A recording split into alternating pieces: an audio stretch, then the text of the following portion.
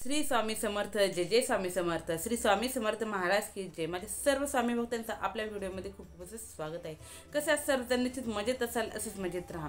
तर पहा, भरपूर वेळा काय होतं की आपल्याला असं वाटतं की बाबा आपण सर्व काही करतोय पण आपल्यामध्येच काहीतरी कमी आहे, आपण जे करतो तेच काहीतरी कुठेतरी कमी पडते, म्हणून आपल्याला यश येत नाही किंवा आपल्या घरातच काहीतरी प्रॉब्लेम आहेत किंवा आपण जी देवीची सेवा करतो ती कुठेतरी कमी पडत आहे। आपल्या घरामध्ये आपण जो कुळाचार करत आहोत, जी कुळदैवताची सेवा करत आहोत ती आपल्याकडनं व्यवस्थित प्रकारे होत नाही किंवा आपण जे नामस्मरण पारायण जे काही करत आहोत तेही आपल्याकडनं व्यवस्थित होत नाही। त्यामुळे हे आपली काही कामं अखडतात किंवा रखडतात आणि आपली काही गोष्टी ज्या आहेत त्यामध्ये आपल्याला यश संपादन होत नाही। असं बरंचसं आपल्या मनामध्ये येत राहतं।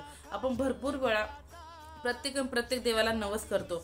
अगदी जो देव दिसेल त्या देवाला चालता बोलता म्हटलं तरी आपण नवस बोलतो की माझं देवा हे काम होते, मी हे करेन, किंवा अगदी तीर्थ ठिकाणी जाऊन तिथं स्नान वगैरे करून दंडवत घालतो, त्याचप्रमाणे तिथेही जाऊन नवस सायास करतो, कुळाचार वगैरे करतो, तेथील देवांचं सर्व अगदी षोडोपचारीपणे पूजा विधी वगैरे सर्व करतो, पण तरीही आपल्याला आपली इच्छित मनोबळ, इच्छित फळ आपल्याला मिळत नाही। तर हे सर्व कशामुळे होतं? तर हे ह्या गोष्टींमुळे होतं। पहा, आपल्याला असं वाटतं की हा माझा, तो माझा, ही मैत्रीण माझी, हा रिलेटिव्ह माझा, तो रिलेटिव्ह माझा, हे सर्वजण माझे आहेत असं आपल्याला वाटतं।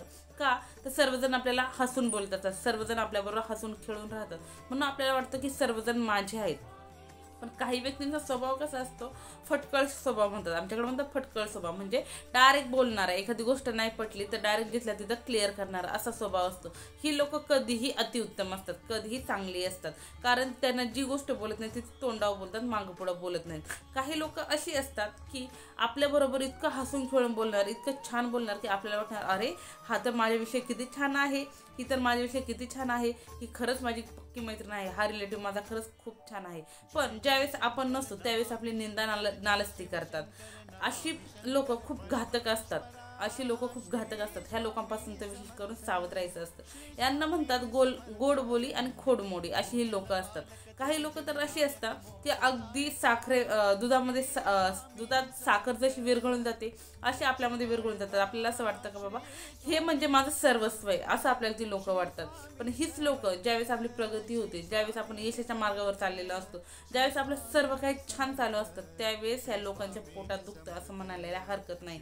ह्याच लोकांना आपलं बघवत नाही, हीच लोक आपल्यावरती काळी जादू म्हणा किंवा नजर दोष वगैरे ह्याच लोकांचा लागतो। ह्याच लोकांमुळे आपले जे कामधंदे आहेत ते पूर्ण होत नाहीत।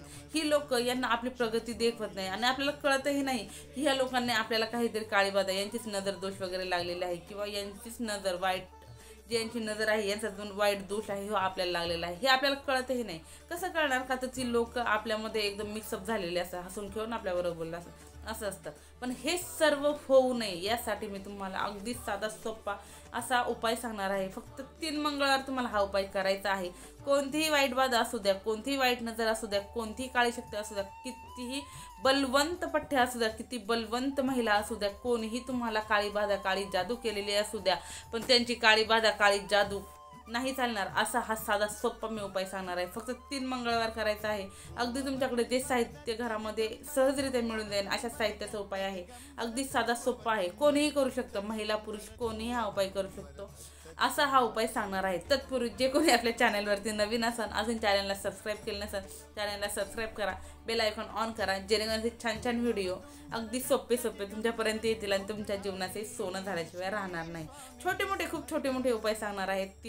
2-3 उपाय आहेत, सहज करू शकता। यातील एक जरी उपाय केला तरी पण कोणीही कितीही बलवंत पठ्ठ्या असू द्या तरी त्याची काळी बाधा, काळी शक्ती तुमच्यापर्यंत येणार नाही। तुम्हाला अगदी तुमच्यापर्यंत ती जरी आली तरी पण अशी लटलट कापेल, इतकी छान आणि सोपा उपाय मी तुम्हाला सांगणार आहे। आपले स्वामी आई तर सोबत आहेतच, त्याच्यामुळे काही विषयच येत नाही। सर्वात महत्त्वाचं सांगणार आहे, काय करायचं आहे तर तुम्हाला, आपल्याला माहिती आहे आपल्या घरामध्ये आपण रोज सकाळी सायंकाळी दिवाबत्ती करतोच आपण, म्हणजे काहींच्या घरामध्ये मिस्टर करतात, काहींच्या घरामध्ये एक टाइम मिस्टर करतात, एक टाइम महिला करतात, तर काहींच्या घरामध्ये दोन्ही टाइम महिला करतात, दोन्ही टाइम काहींच्या घरामध्ये पुरुष करतात, काही हरकत नाही। पण ते करतानाच तुम्हाला काय करायचं आहे, पुरुषांनी केलं तरी चालेल, महिलांनी केलं तरी चालेल, तुम्हाला जे धुपाचं भांडं असतं पहा, काहींच्या घरात धुपाचं भांडे असतं. आता तुम्ही म्हणत आहे आमच्याकडे नाही, काही हरकत नाही. नाही तर एखादं लोखंडी भांडं घ्या किंवा एखादी पंती घ्या, मातीची घेतली किंवा जी कोणती तुमच्याकडे असेल ती घ्या किंवा काळं एखादं भांडं घ्या. त्या भांड्यामध्ये तुम्हाला भीमसेन कापूर घ्यायचा आहे. भीमसेन कापूरच घ्यायचा आहे. भीमसेन कापूर काय घ्यायचा प्रत्येक व्हिडिओमध्ये सांगते. भीमसेन कापुरामध्ये खूप अशी पॉझिटिव्हिटी खेचण्याची ताकद आहे, निगेटिव्हिटी दूर पळवण्याची ताकद आहे. ज्या वाईट शक्ती आहे त्यांचा नाश करण्याची ताकद भीमसेन कापुरामध्ये आहे. कोणतीही नजरदोष, कोणतीही बाधा असू दे ती त्यामध्ये जळून खाक होते, एवढी शक्ती भीमसेन कापुरामध्ये आहे. म्हणून 2 वड्या भीमसेन कापराच्या घ्यायच्या आहे. एक तमालपत्र, तेच पत्ता म्हणतात काही ठिकाणी, तमालपत्र एक तुम्हाला घ्यायचं आहे. त्यानंतर 2 शाबीत लवंगा घ्यायच्या आहेत. आता शाबीत लवंगा म्हणजे काय पुन्हा सांगते. भरपूर जणांचं म्हणणं असतं ते शाबीत लवंगा म्हणजे काय. शाबीत लवंगा म्हणजे ह्या पहा, ह्या ज्या पूर्ण आहेत, याला पुढे हे असं जे फुल आहे, हे अशा तुम्हाला शाबीत लवंगा घ्यायच्या आहेत. पुन्हा दाखवते. ह्या अशा शाबीत लवंगा तुम्हाला घ्यायच्या आहेत. शाबीत लवंगाच पाहिजे, तुटलेल्या फुटलेल्या चालणार नाही. या 2 शाबीत लवंगा घ्यायच्या आहेत. ह्या तुम्हाला जे तुम्ही घेणार आहात, आरतीचं पात्र म्हणा किंवा धुपाचं जे भांडं घेणार आहे, त्यामध्ये पहिल्यांदा कापूर टाकायचा. कापराच्या नंतर तुम्हाला ते तमालपत्र टाकायचं आणि ह्या 2 लवंगा टाकायच्या आणि त्या प्रज्वलित करायचा. तसा जो काही धूर वगैरे होईल तर तुम्हाला पूर्ण धूर तुमच्या देवघरामध्ये फुटे फिरवला तरीही चालेल. तुमचं 10 बाय 10चं घर असो, तुमचा बंगला असो, महाल असो किंवा फ्लॅट असो, त्या फ्लॅटमध्ये जरी सगळीकडे जरी फिरवला तरीही हरकत नाही. पण हे करताना दारं खिडक्या उघड्या ठेवायच्या, जेणेकरून जी निगेटिव्हिटी आहे, जी काळी बाधा आहे, जी वाईट शक्ती आहे, ती एक क्षणही, जी अवलक्ष्मी आहे ती एक क्षणही तुमच्या घरामध्ये थांबणार नाही, बाहेर निघून जाईल. आणि जी सहलक्ष्मी आहे, जी चांगली शक्ती आहे, पॉझिटिव्हिटी आहे, ती घरामध्येच प्रवेश करेल. यासाठी तुम्हाला दारं खिडक्या उघड्या ठेवायच्या आहेत. हा उपाय तुम्ही किती दिवस करायचा? हा उपाय तुम्ही अगदी कोणत्याही दिवशी करू शकता. याला काय मंगळवारीच केला पाहिजे असं काय नाही. हा उपाय कोणत्याही दिवशी केला तरीही चालेल. फक्त कंटिन्युटी ठेवायची. रोज जर केला तर अतिउत्तम आणि 11 वेळा जरी केला तरी अतिउत्तम, 21 वेळा केला तर उत्तम, पण रोज जरी केला तर अतिशयच उत्तम. कारण आपल्याला माहिती आहे आपल्या घरामध्ये लहान मुलं वगैरे असतात, आजी आजोबा असतात, आजारी पेशंट वगैरे असतात. यासाठी खूप छान उपाय आहे. हा करू शकता, रोज म्हणलं तर कोणीही करू शकता. हा एक उपाय झाला. दुसरा उपाय सांगते. दुसरा उपाय पहा, भरपूर जणांच्या घरामध्ये असेल, काहींच्या नसेल तर हरकत नाही, नसेल तर नाही केला तर चालेल. यातला एक जरी उपाय केला तर चालेल. दक्षिणावृत्ती शंख आपल्याला माहिती आहे. दक्षिणावृत्ती शंख आपल्याला स्वामी केंद्रामध्ये सहजरित्या मिळून जाईल. पूजेचं साहित्यांचं जे दुकान आहे तिथे मिळून जाईल. तो जर शंख जर तुमच्या मंदिरामध्ये असेल तर आपल्याला माहिती आहे शंखामध्ये आपण पाणी भरून ठेवतो. आता या पाण्याचं काय करायचं? रोज सकाळी आपण देवपूजा करताना ते पाणी भरून ठेवतो. ते पाणी भरलेलं दुसऱ्या दिवशी ज्यावेळेस आपण देवपूजा करायला जाऊ त्यावेळेस ते पाणी पूर्ण आपल्याला आपल्या घरामध्ये वगैरे शिंपडायचं आहे. घराच्या बाहेरचे अंगण आहे, अंगणामध्ये मुख्य दरवाजाच्या बाहेर पण शिंपडायचं आहे. त्याचप्रमाणे जे उरलेलं पाणी आहे ते तुम्ही झाडांना, कुंड्यांना टाकू शकता. नित्यनेमाने तुम्हाला हे पाणी रोजच्या रोज बदलायचं आहे. रोजच्या रोज मला हा उपाय करायचा आहे. यानेही तुमच्या घरामध्ये कितीही काळी बाधा असू द्या, कितीही वास्तुदोष कितीही मोठा असू द्या, अजिबात राहत नाही. कोणतीही काळी बाधा, वाईट शक्ती, काळी शक्ती काहीही राहत नाही. निगेटिव्हिटी वगैरे काहीही राहत नाही. एकदम छान असं हे होतं. तुमची संपत्ती कोणीही बांधलेली असू द्या, घर कोणीही बांधलेलं असू द्या, काहीही राहत नाही, सगळं उत्तम होतं. त्यानंतर तिसरा उपाय सांगणार आहे. हा तिसरा उपाय कोणीही कधीही करू शकता असा उपाय आहे. फक्त हा उपाय करताना एक सावधगिरी घ्यायची. हा उपाय करताना आपल्याला काय करायचं आहे, हातपाय धुवूनच घरामध्ये एंटर करायचं आहे. कारण हा उपाय जो आहे ही वाईट शक्ती, निगेटिव्हिटी दूर लोटण्यासाठी आहे. काय करायचं, आपल्या घराच्या मंदिराच्या समोर बसायचं, म्हणजे देवघराच्या समोर बसायचं. देवघराच्या समोर बसल्याच्या नंतर आपल्याला 2 शाबीत लवंगा घ्यायच्या आहेत. पुन्हा सांगते, 2 अशा पद्धतीच्या, हे पहा, अशा पद्धतीच्या 2 तुम्हाला शाबीत लवंगा घ्यायच्या आहेत. ह्या लवंगा तुम्हाला तुमच्या उजव्या हातामध्ये घ्यायच्या आहेत. तुम्हाला उलट दिसत असेल, फ्रंट कॅमेरा आहे म्हणून. उजव्या हातामध्ये अशा घ्यायच्या. पॅक अशी मूठ बांधायची. मूठ बांधून तुम्हाला काय करायचे आहे, तुमच्या मुख्य दरवाजाच्या बाहेर जायचं. मुख्य दरवाजाच्या बाहेर गेल्याच्या नंतर बरोबर उंबऱ्याच्या मधोमध, आता काही जण म्हणतात आमच्या घराला उंबरा नाही, काही हरकत नाही. उंबरा नसेल तर मेन दरवाजाच्या बरोबर मधोमध तुम्हाला तुमची मूठ ठेवायची. तिथून पूर्ण वरती दरवाजापर्यंत क्लॉकवाईज म्हणजे सरळ दिशेने तुम्हाला 3 वेळा परत उंबऱ्यापासून असं वरती 3 वेळा तुम्हाला ही मूठ तुमची फिरवायची आहे. मूठ फिरून झाल्याच्या नंतर तुम्हाला काय करायचं आहे, फिरायचं. हे कुठं तोंड करून करायचं, तुमच्या घरामध्ये आतमध्ये एंटर, म्हणजे उंबऱ्याचं तोंड करूनच तुम्हाला ही कृती करायची आहे. 3 वेळा असं फिरवायचं आहे. फिरून झाल्याच्या नंतर तसंच टर्न करायचं. कुणाशी काही शब्द बोलायचा नाही, मागे वळून पाहायचं नाही. एखाद्या अशा ठिकाणी जायचं की जिथं कोणीही नसेल, असं म्हणजे नाही का कोणालाही आपण हे जे काही करतो त्याचा त्रास होणार नाही, अशा मोकळ्या ठिकाणी जायचं. तिथं जाऊन तुम्हाला ह्या 2 ज्या लवंगा आहेत त्या दोन्ही दिशेला 2 अशा फेकून द्यायच्या. हे करायचं.